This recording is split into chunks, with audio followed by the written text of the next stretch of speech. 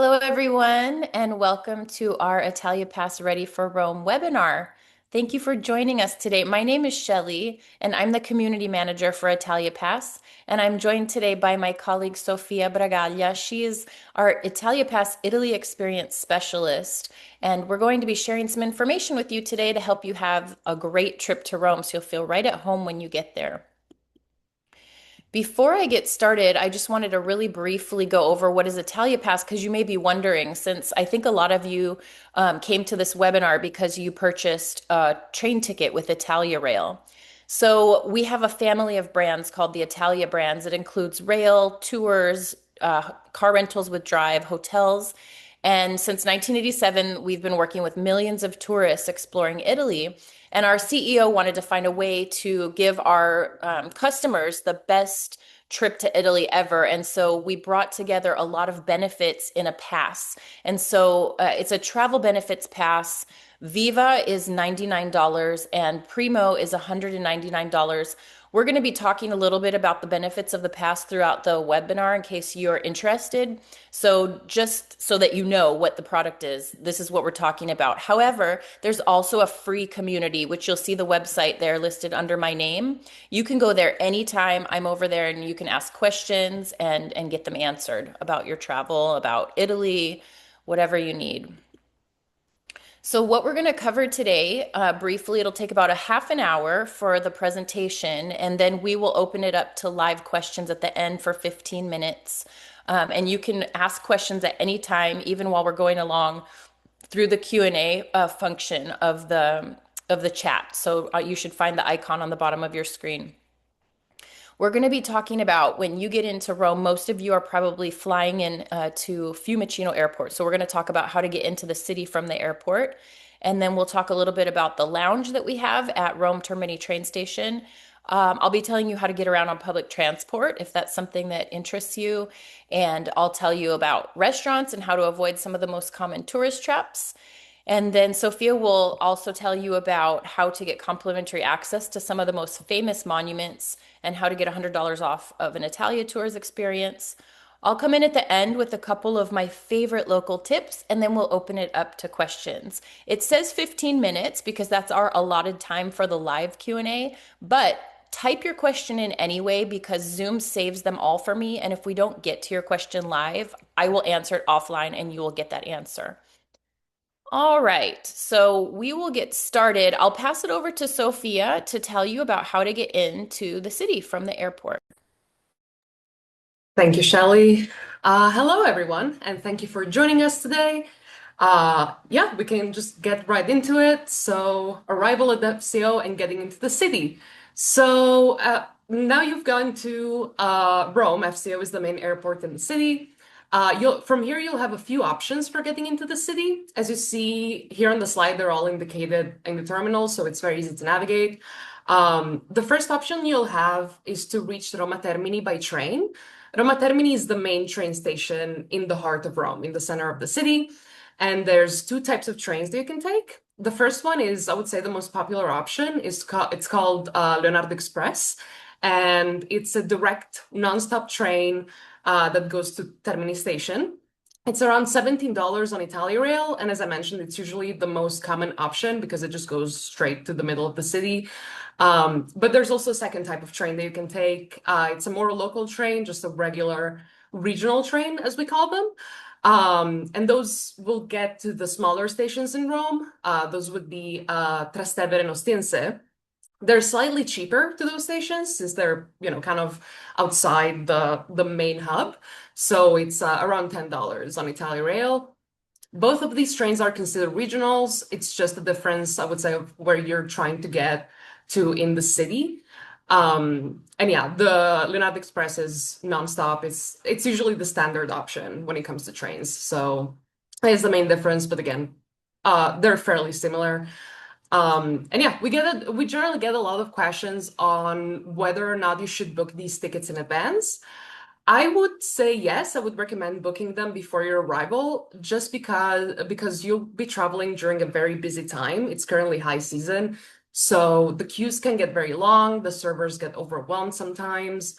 So just to make sure, you're all set by the time you arrive. I would make sure you have your tickets when you already get to the airport. The only heads up I would give you is Leonardo Express tickets, the first type that I mentioned, they are time specific. So they do allow for, some delay, but it's not a huge window. I believe it's 90 minutes. So you'll want to make sure that the time that you have for those tickets is accurate in comparison to when you're arriving into the airport. And you might ask, okay, so what does that time frame look like? I would recommend booking at least the Leonardo Express tickets, or again, tickets out of FCO. I would recommend leaving at least an hour and a half, maybe 2 hours from your landing time, just in case there's any issues at the airport. Sometimes there can be issues at customs or with luggage. We always hope it doesn't happen, but you never know. At airports, these things can arise.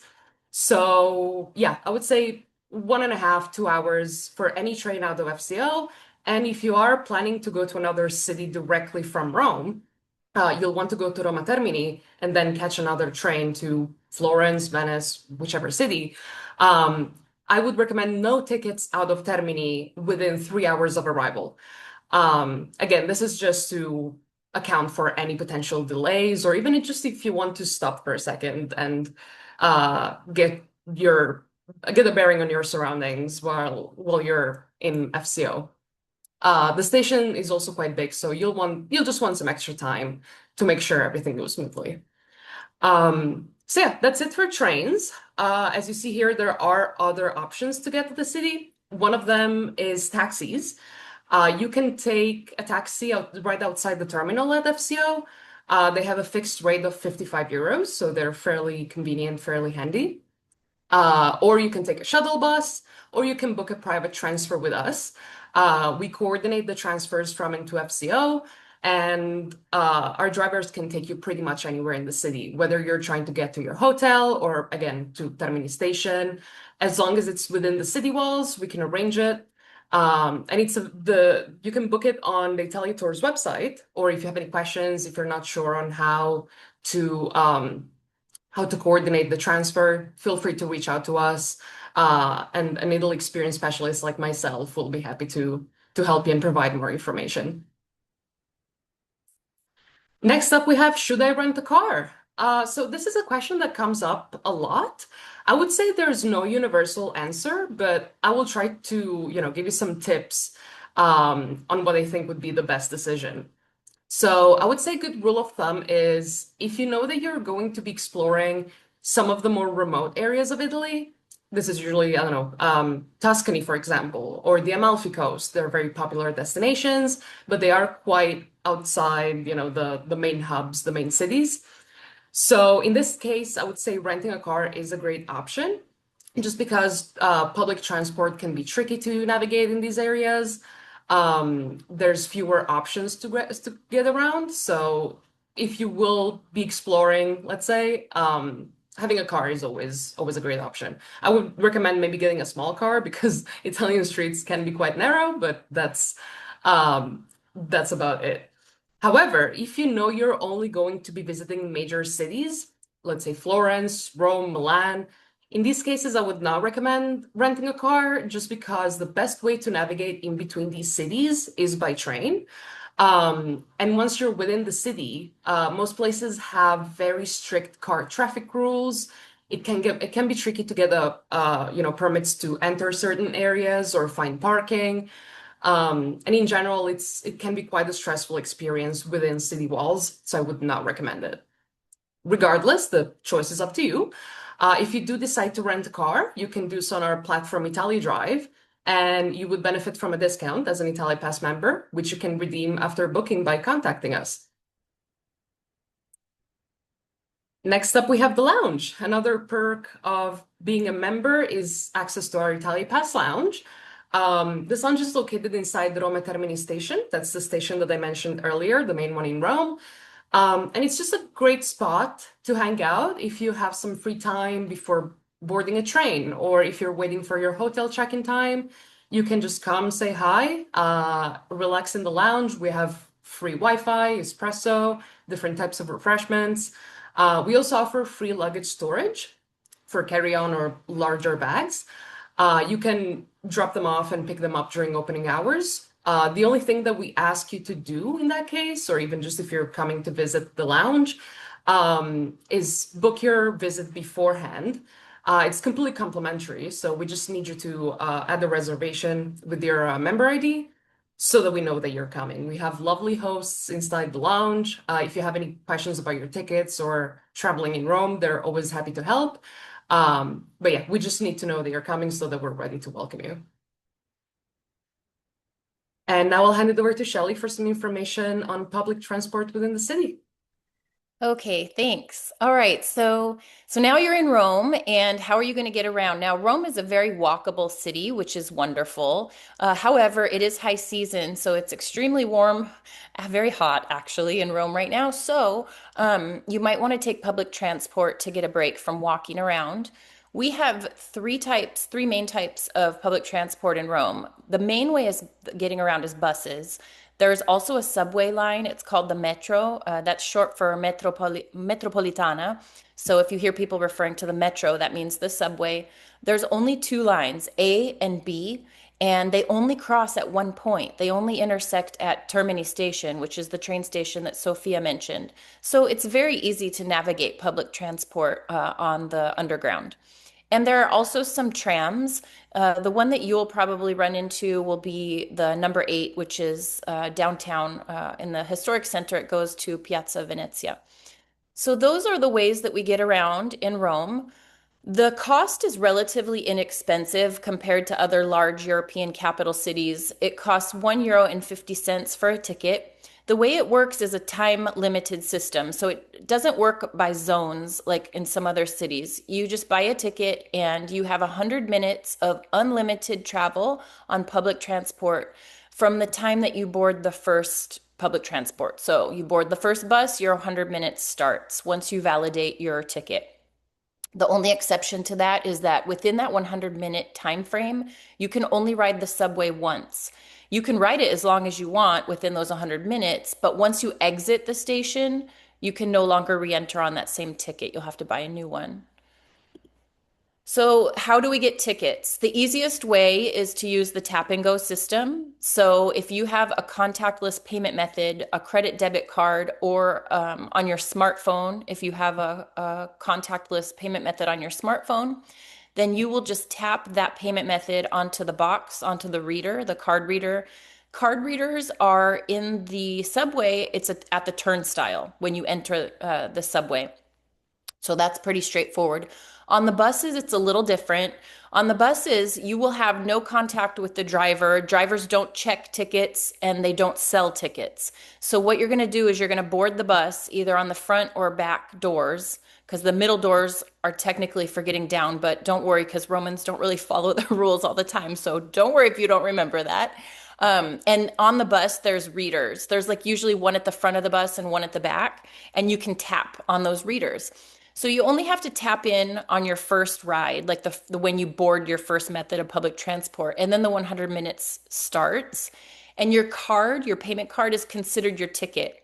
So on the subway, there aren't inspectors because you have to board the subway by passing through the turnstile. But on buses, it's kind of more like an honor system, and inspectors just randomly board to check tickets sometimes. So if you are checked by an inspector, just show your payment method that you used. The only thing here is that you do need one card for each rider. So what that means is you can't tap in multiple people on the same card. So in the past, people have asked me, well, what if I have a child? Well, you just have to have a separate card for that child. So if you have two credit cards, two debit cards. If you don't, it's no problem. You just buy a paper ticket. So where can you buy a paper ticket? They're called biglietto if you want to practice your Italian. Now there's automatic machines in the subway stations.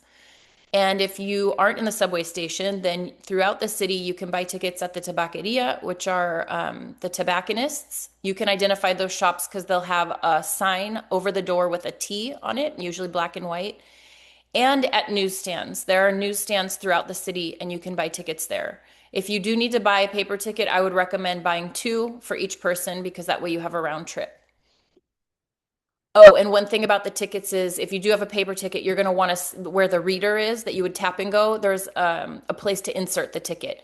That's a validation. So you only insert it when you first board, and it will stamp with the time that you inserted the ticket, and then you have 100 minutes from there. Last thing on public transport, I wanted to mention a very convenient bus for you for visitors to the city is bus 64. That route goes from the main train station in Termini all the way across the center over to the Vatican. And so it's a very convenient route. However, I also wanted to mention that being that it is high season, these buses get very crowded.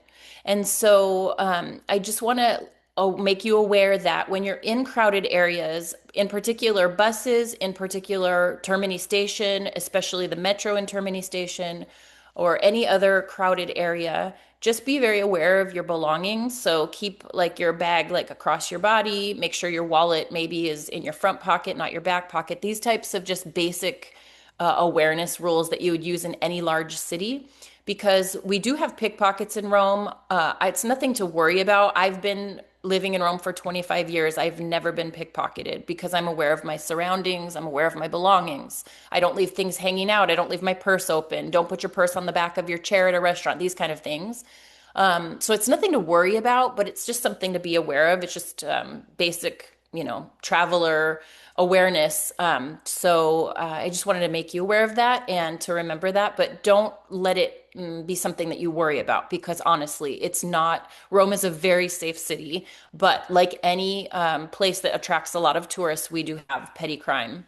So just keep that in mind and you will be just fine. Moving on, let's now talk about some of the really fun things like the restaurants. You're going to eat delicious food in Rome. Rome is famous for some of its local dishes. One thing I did want to let you know is just a few local customs so that you're aware when you get here of what it's like. So, the reason that I put the times for eating, I wrote lunch around 1 p.m., dinner around 8 p.m. So, our dining times here in Rome are a little bit later than you might be used to. So, we generally, Italians will eat lunch around 1 or 1:30 and dinner around 8 or 8:30. Now, does that mean you can't get a meal at a restaurant outside of those times? Absolutely not. Lots of restaurants, especially in the historic center, are open all day. However, a lot of the more local restaurants their kitchens may not be open earlier than that. So just keep that in mind when you're planning your meal times, depending on where you want to eat. The reason that I put check on the bullet list here, and by the way, if you want to practice your Italian, it's il conto. You can ask for the conto. The reason I put check is because in Italy, they generally don't bring the check before you ask for it because it's a cultural difference. They want to make sure that you don't feel rushed. They want to make sure that you're enjoying your time with your friends and family. And so you will generally have to ask when you're ready, rather than what happens commonly, for example, in the United States, where the waiter will bring your food and bring your check at the same time and say, I'll take this when you're ready. It's the opposite here. And I tell you that because I don't want you to think that the service is poor, they've forgotten about you. It's actually a courtesy that they're extending so that you don't feel like they're trying to rush you out. Very few restaurants have turn times, but if they do have a table turn time, they'll tell you what that is when they seat you, and you'll know. And then tipping, of course, we get lots of questions. Do I leave a tip? How much do I leave? How does it work? Actually, in Italy, we don't have a tipping culture, generally speaking, at least not in the restaurants for sure. So, generally, a lot of Italians just don't leave a tip at all because the wait staff makes a regular salary. They don't work for tips here. However, if you have had really good service and you want to, as a courtesy, leave something, then maybe round up your bill or leave €1 per person. Those are a nice courtesy, but certainly don't let anyone tell you that they expect a 20% tip, like, for example, in the United States. It's not in the culture and it's not true. So that sometimes can happen to tourists. All right, now let's talk about a couple of little tourist traps that I want to make you aware of so that you can be more local. So let's talk about gelato. You see that delicious gelato in that photo, except they have these like huge mountains of gelato overflowing, and that's actually not the way that a real gelataio will present their gelato. When I say real, I mean authentic, like made in the shop kind of a thing. This gelato, it may have been made in the shop, but it's probably a commercial like from a commercial powder or something. They use a lot of air and they whip a lot of air into it, and then it has this configuration where it's like a mountain. But that's not how a really authentic gelato should look. When you go into the shop, it shouldn't really be coming over the top of the tubs. And in some shops, you may even see that you don't see the gelato, you just see metal lids. And if you see the metal lids, that's a good sign that it's very authentic. Another tip off is if you see really bright colors, like neon type of colors, that's artificial coloring. A real gelataio would never use that. So keep an eye out. You're going to see places like this. Is it going to be a terrible gelato? No, probably not. Is it going to be super authentic? Also, no. So if you want to try, look out for that. Also, you can order starting with two flavors. So the way that we order is by the number of flavors. So when you order a cone or a cup, you're going to start with two flavors. Generally, the sizes are two, three, or even four. And so that's something to know because usually you may not be able to order multiple flavors. I don't know where you're from. In the United States, normally that's not how it works. So just be aware of that too. That's how we order the size. Or you can say small, medium, large. Small is usually two flavors. All right. And then a couple of things with restaurants. If you go to a restaurant or you're outside of a restaurant and you see there's pictures on the menu, that is a sure giveaway that it is for tourists because obviously Romans don't need pictures. They know what their food looks like. They don't need it on their menu. Or if you see what I call promoters, which are people standing outside and trying to usher people in, like that's not necessary either for locals. They know what restaurants that they like. Now, again, are you going to get a horrible meal? Probably not. Is it going to be super authentic? Also, probably not. So, after this presentation, since you registered, I have your email and I'm going to send out an email to you with a list of resources. And on that list, you're going to find a couple of restaurants that I like. They're not, I don't get any kickbacks or anything like that. They're just places that like I like to go with my friends. And so I put a few of those on there for you if you want to have a really authentic meal. And oftentimes it just takes a little bit of walking outside of the main tourist areas to find places.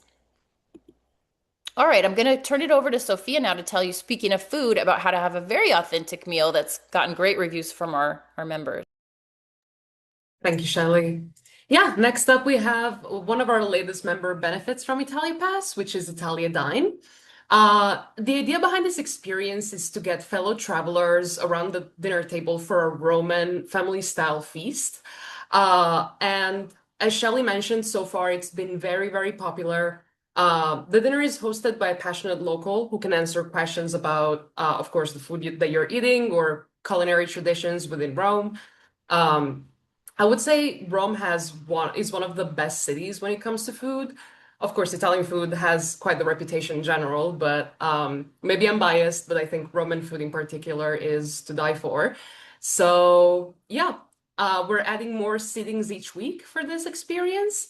It is completely free for Italia Pass Primo holders, but it can be booked if you don't have an Italia Pass as well. It's only $49, and it's again a dinner with everything that you see on this table. The menu does change. Sometimes it's on rotation.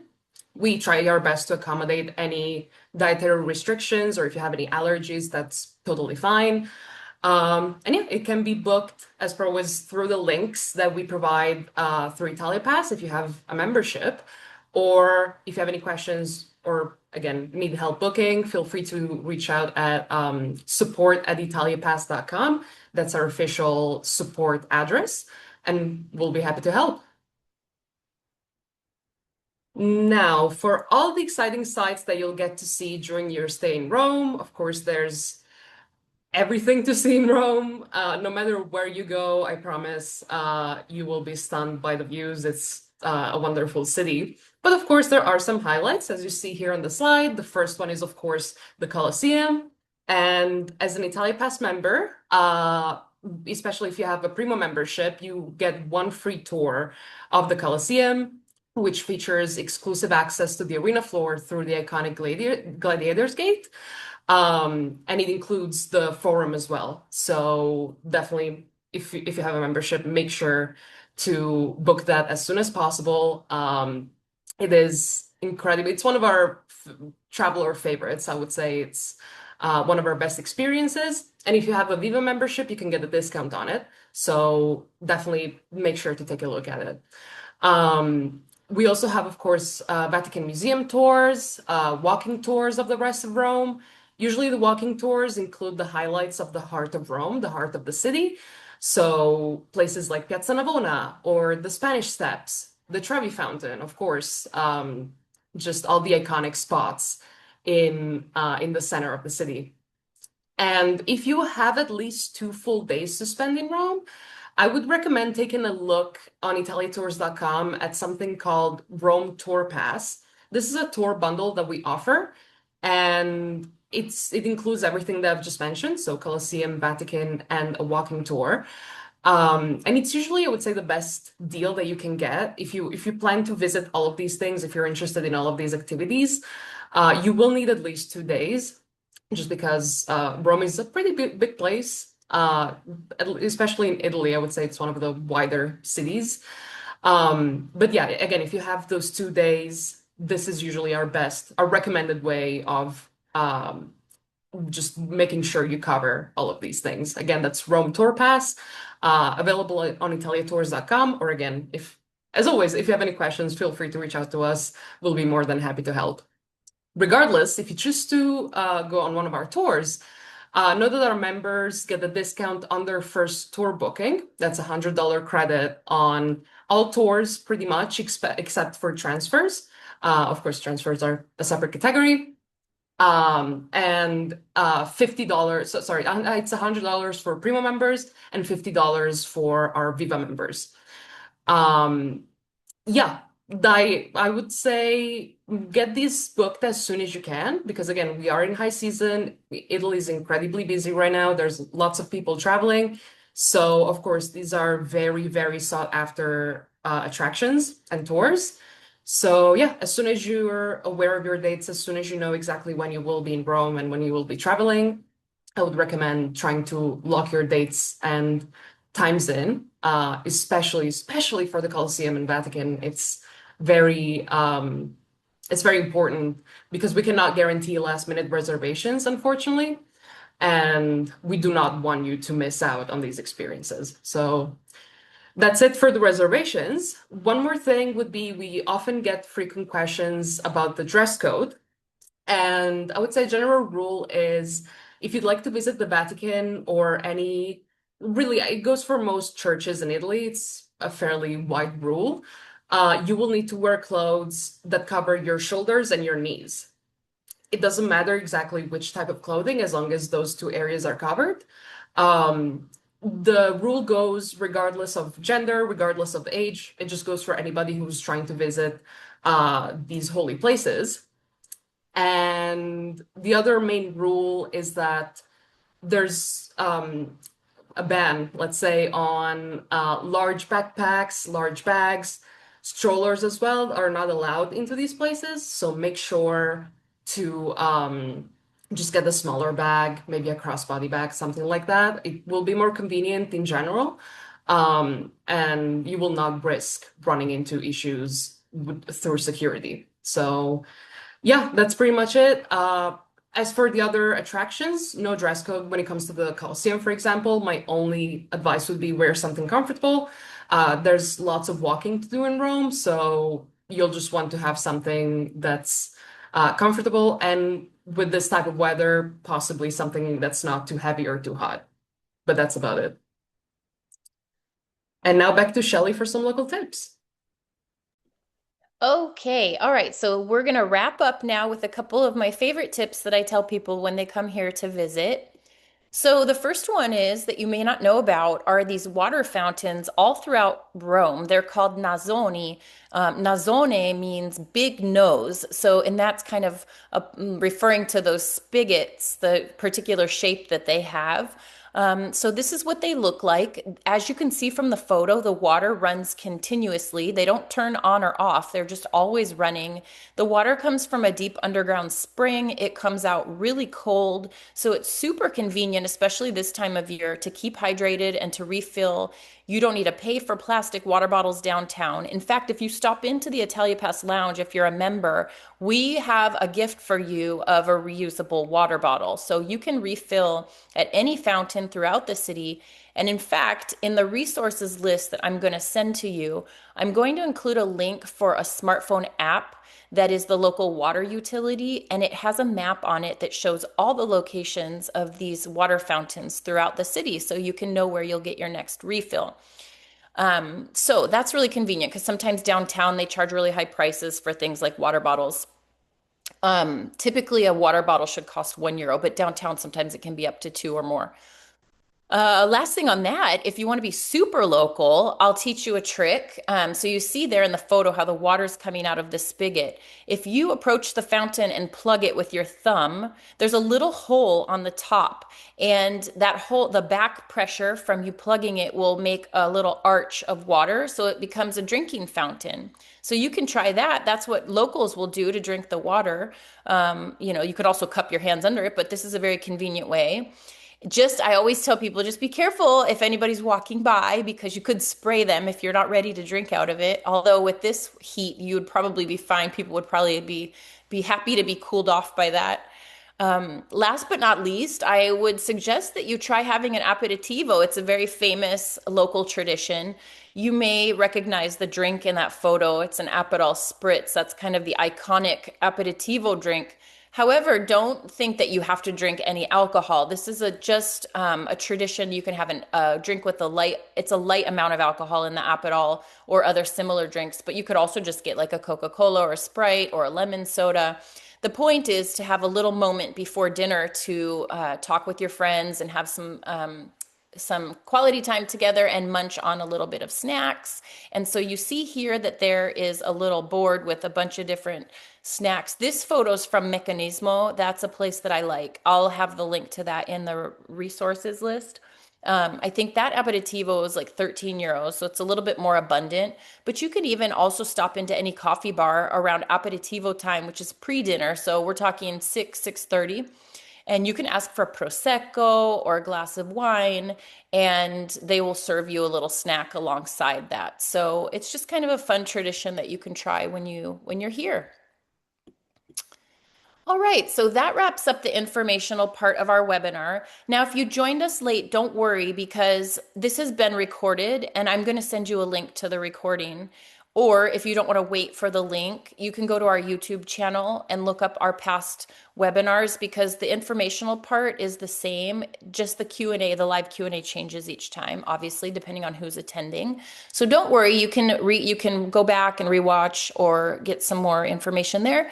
And I will be sending you a link that will also include a written out recap of our Q&A. So if you miss a question, then you don't, get the answer. It will be written out with links if I need to provide any resources. And so I will be sending that out after we finish today. So you can expect to see that in your inbox later on. And so now what I'm going to do is I'm going to stop sharing my screen and I will put back okay, so we have the chat box on the bottom where you can ask questions. So if you click on the Q&A, then you can ask a question and we will answer it live. We have 15 minutes to answer the questions, and feel free to go ahead and put your question in there. We already have one, and just type it in. If we don't get to all of them, we will answer them offline later. All right, so I will go ahead and have Sophia answer this one. We just covered it, but you may have not heard, so you can go over that again. I think I was going a little fast with that Okay, one. it's asking about the dress code for the Vatican and St. Peter's Dome. So yeah, what I was saying is any type of clothing, as long as it covers shoulders and knees. That's the only rule, really. Do I you can take want the to take next. the next one too? Great, because you probably know the answer to that one. Yeah, no, tipping for tour guides, it's there's no set rule, I would say. Usually I would say anywhere between 10 and 20 euros if you want to tip is always appreciated. I heard that's more or less the standard. But it's not, It's not mandatory. Again, there's not a huge tipping culture in Italy. It's just as a courtesy, it's always appreciated. So yeah, I would say 10 to 20 euros, especially depending on the length of the tour. If it's just a few hours, maybe 10, or if it's a half day, maybe a little more, but I would say it's up to you, really. And is that per person or per group? Usually per person. Okay, okay, perfect. All right. Any other questions? I don't see anybody else asking anymore. Try to think if there's anything else that I didn't cover. Speaking of tipping, taxis are the same as restaurants. So you don't need to tip in your taxi. And most taxi drivers now have the ability to accept card payments. So if you are paying with cash in a taxi, it's a common courtesy to round up. That way, the taxi driver isn't required to make small change. But certainly, you're not required to leave a tip there either. Yeah, I can't think of any place where tipping is I mean, maybe hotels. concerts, small gigs, something of that kind, but Yeah, I I mean, I think hotel, maybe like it's in hotels, it's still like the typical like global kind of tipping culture. So like you tip your person who helps you with your luggage, or maybe leave a tip for the housekeeping staff. But that's I would say with the hotels, just behave as you would in any other hotel. If you normally tip in a hotel, then you can do that as well in Rome. If not, then don't worry about it. What would you suggest in terms of getting food for late flight arrivals, like at 11:30 p.m.? Okay, so yeah, restaurants will probably, I mean, restaurants stay open late, but you may not find a seating that late at night because they're probably finishing up their tables around then. Um, I mean, I hate to suggest fast food in Rome, but that is one option if you're desperate. The McDonald's do stay open very late. Um, Pizza, you may be able to find a couple of pizza places open, especially if it's the weekend, takeaway pizza. I Trying to don't know think. about I don't know about Rome, but I in Venice there's often little shops that stay open until very, very late, and it's usually for pizza, maybe sometimes they'll do panzerotti, just street Yeah, food. like street food. Yeah, So yeah. yeah. Yeah, I think if you're in the downtown area, you'll find something no problem. Especially if you're staying in a hotel, then you can just ask at the desk, like, where's the best local place? And there's a lot of mini markets. I mean, you're not going to find a city that's shut down. You certainly will, you'll be able to get food. But if you're concerned, bring some non-perishable snacks in your bag just so that you don't get stuck. Because depending on where you're staying, I mean, I don't know where you're staying, so, emergency food just in case. Are euros better in which places versus credit cards? That's a good question. So Rome has evolved from it used to be 25 years ago was a very cash, almost a cash only city, and now it's more of most places. Actually, there was a law where places are required to take credit cards, even. For example, you used to have it at like a coffee bar. They didn't want to take your card for an espresso because an espresso is like, I don't know, €1 and 20 cents. And they didn't want this Italian banks charge really high service fees. But nowadays they can't do that anymore. So you can basically use your credit card anywhere. The places that I would say where you would want to have a small change or euros, newsstands, places that sell things on the street, so like little kiosks, like you're going to see a lot of tables set out near street markets or farmers markets. If you want to buy things there, you're going to want to have cash probably, although they also take cards, I've seen. Yeah, generally speaking, you can use a card almost anywhere. I can't really think of any place that would be cash only. Nothing pops up in the top of my head. Go ahead. What? Something that comes to mind, and I don't know if it's a thing in Rome. Again, I'm thinking of Venice right now, but a bit of an insider tip is that sometimes, depending on, they're not supposed to do this, but we might as well, you might get a small discount if you pay in cash. Oh, that's true. That's true. You're right. They're not supposed to do that because of taxes, but the fact of the matter is that in Italy, it's an open secret because taxes are so incredibly high in Italy that merchants really struggle. And so sometimes that will happen. That happens more. I've seen that happen more like when you get your hair done or something that costs a little bit more. True. Not necessarily for a small purchase, but you never know. If that does happen to you, then that's the reason why. Another thing while we're on that topic is they're required by law to give you a receipt for your purchase. If you don't get a receipt and you are concerned, especially if it's in a case where you think you're being ripped off, now I'm hoping that won't happen to you, but it has been known to happen to tourists in the past. You can ask for your receipt, demand to see how much it costs. It's also a law. We actually have tax police in Italy, and it's never happened to me in 25 years that a receipt would be checked, but it wouldn't be on you if you don't get a receipt. It's not on you, it's the merchant that gets fined because it's for tax evasion. But certainly feel that it's your right to know why they're charging you what they're charging you. And if you have any hesitation about what they're going to charge you, if, for example, in a taxi or things like that, ask in advance. Always ask in advance if you're not sure how much it's going to cost, because then you put them on the spot to give you a price, and then you are empowered to say yes or no to that price. It's a much better position to be in than having had the service and then them just telling you whatever price that they make up. And then you're kind of stuck there having to negotiate after you've already had the service, whatever that might be. So, just kind of a good general travel tip, especially for big cities. Okay, so if no one else has any questions, then we will send you on your way and have a wonderful trip to Rome.